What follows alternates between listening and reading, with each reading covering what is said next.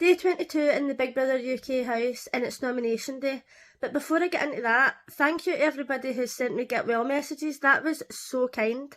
I'm still in bed with COVID, that's why I look even worse than usual. But thank you so much, it was really nice. Dylan apologised to Nokia in the garden for the way he reacted the night before, and Nokia was like, oh, don't worry about it, blah blah. Like, she's so fake as fuck, right? Then, when he asked the reasons for her nominating him, she says, oh, it's just that you can be quite snappy sometimes. But when she actually nominated him, she said it was the way he acted in the kitchen. Why couldn't she just be honest?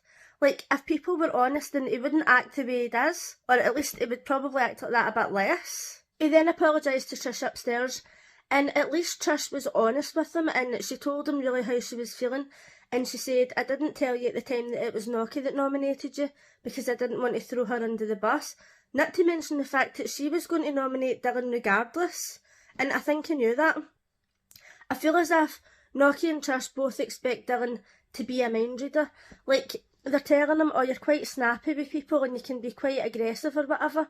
But none of them have ever actually turned round and says, look, the way you act in the kitchen is unacceptable. You're leaning over people when they're trying to cook. You're dictating every single thing that people eat.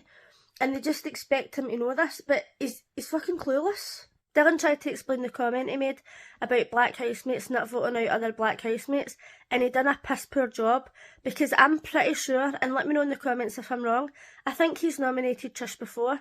But then he says to her, oh, I thought you would understand because we grew up in similar backgrounds. But they didn't really, because she's an immigrant, and they did speak before about when she was in school, she didn't fit in because she was an immigrant, and he felt as if he didn't fit in with any groups at school because he was mixed race, so nobody accepted him as part of their group.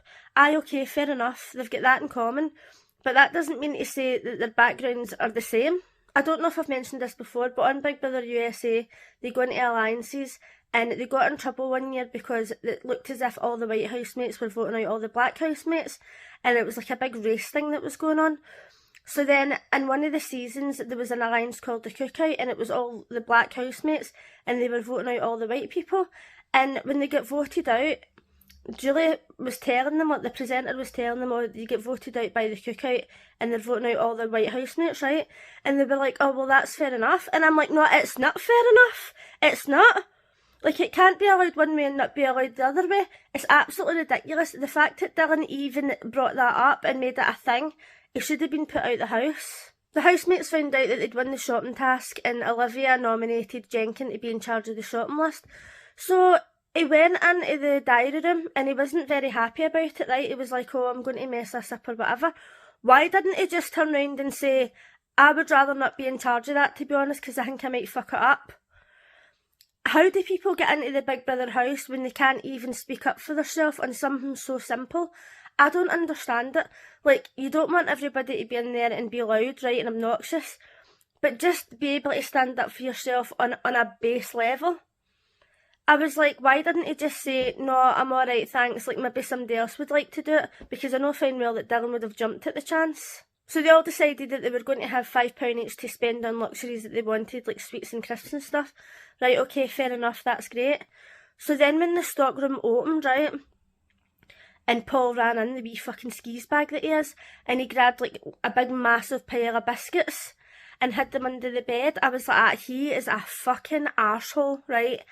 I literally can't stand him. Like, he's had £5 to spend on the stuff that he wants, so what was the need to go and grab?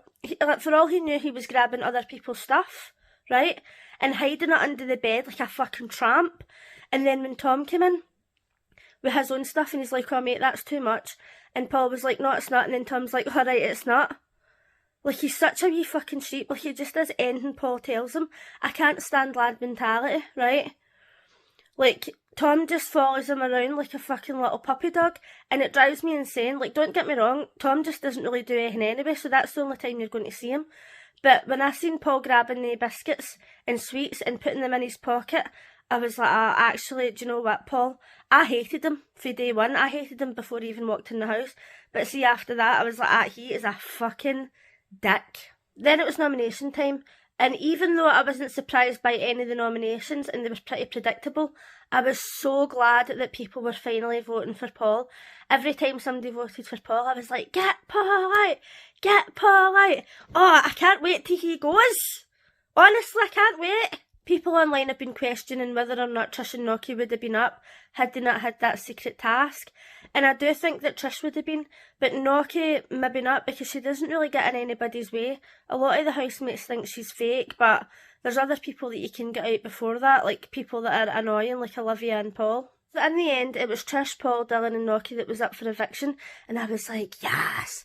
The show had hardly even ended and I was on the app. I was like, Paul. 5 votes. Fucking get him out of the house, the wee fucking skis bag. So then we were on to the next drama, which was Jordan, Henry and Matty. And when Jordan was in the diary room and he was acknowledging the fact that he feels bad because he talks to Henry and it's like, it's all about Henry, and then when Matty's there he doesn't pay much attention to him. And I was watching it and I was thinking, do you know what, at least he's acknowledging that fact, at least he knows that that's happening. But then Henry was telling Big Brother that he'd never had feelings like that before, and I was like, oh my god, that is a sin, right? Like, poor Henry. But then it made it even worse, because when Jordan was in the diary room, he was saying that Henry's like his best friend and he's like more pretentious than him and he loves him to bits and all that, but he's not attracted to him. Like, he's more attracted to Chanel than Henry. And I was like, oh my god, that is such a sin, right? And the people in the Late and Live show were saying, do you think that Jordan knows what he's doing and he knows that Henry's liked him the whole time, but he's in the diary room kind of trying to justify it? And I honestly don't really think that he does know that Henry likes him to that degree, because he's never actually told him. But it's just such a shame for Henry. Like, I know, like, you can't help who you like, right? But even Jordan's in the diary room saying, I'm not necessarily physically attracted to Matty, I like his personality, because as we know, opposites attract, right? And Matty's like really out there, he expresses his emotions, he talks about his feelings, and Jordan's the complete opposite. But I just think that Henry is so adorable. Yinrun and Chanel were having a conversation, and Yinrun was just showing an interest in Chanel's job. So Olivia was like, I bet you she's having a great time over there. And I thought, aye, because people are allowed to talk about stuff other than pissing, shitting and farting. Get a fucking grip. I can't stand her now. Like, then they were acting as if Chanel was doing something wrong because she was talking to somebody from the other side of the house. And I was like, oh my god, they're actual children. As I say in every video that I make, they're literally children, right? So then when they shouted Chanel over, and Chanel was like, oh, this is going to be something stupid, what is it? And they were like, oh, doing this with their hands, like, oh, you're iced out. Because she was talking to somebody, right? So she walked away in a huff, and then Jenkin was over trying to apologise, and she was like, you don't do that to your friends, right? So on the Late and Live show, Jenkin's friend was saying, oh, I think Chanel overreacted. Like, no, she didn't overreact, because he sits and talks to Chanel all the time, and then he's sitting talking to the fucking children of the house for 5 minutes, and he's trying to be part of their fucking cool gang. I swear to God, I'd have been like that. See, if I was Chanel, I'd have been like that. I don't get paid to babysit, why the fuck did you shout me over here? I was just about to say when Paul was acting like a fanny, but then I remembered that he is a fanny and he always acts like that. That's just his natural state.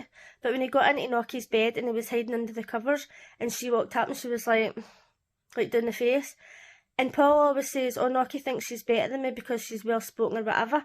No, she is better than you because you're a fucking idiot. And I would make it very clear if I was in the house with somebody like that. I would be like, I don't think I'm better than you. You just act like a fucking dick, and that is why I speak down to you, because I don't think that you understand just the basics of life. Actually get away from me. Every single time I see Paul on screen, I think, he's allowed to reproduce. He's got a girlfriend. This really baffles me, right?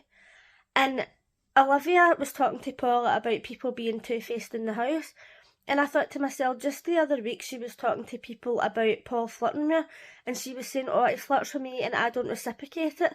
Meanwhile, she's telling Paul, oh no, I know that you don't flirt with me. What the fuck, she's got about 6 faces. I must have lost my voice about 30 times while filming that there, but I'm a Big Brother super fan, so ranting about it actually makes me feel better. Let me know in the comments who you think is going to go in the double eviction. I think it's going to be Paul and Dylan. Now I need to go and wash my hair because that's an actual embarrassment. And if you would like to speak more about Big Brother, give me a follow.